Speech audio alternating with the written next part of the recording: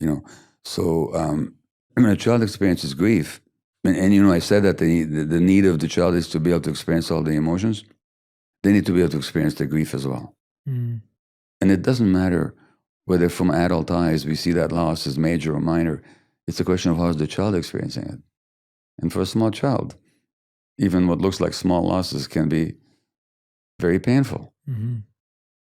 Well, then we don't make the child wrong for it. We don't say, get over it. There's nothing wrong. Think of all the other children who are suffering, all that kind of relativistic, shaming stuff. We say, oh, it really hurts, doesn't it?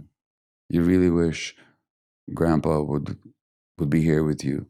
You really wish mom and dad weren't leaving each other. It hurts. In other words, you just validate their emotions. By doing so, you help them accept the loss and you help them move through and you help them learn that they can endure difficult emotions without having to become falling to pieces.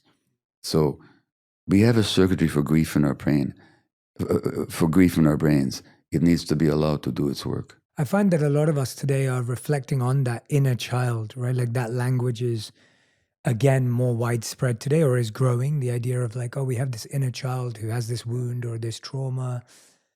What do you find is the difference between analyzing and overanalyzing, or thinking and overthinking these experiences? And how would you define the difference? Because and I'm being very honest and vulnerable because it's the only way to have this conversation. Really, like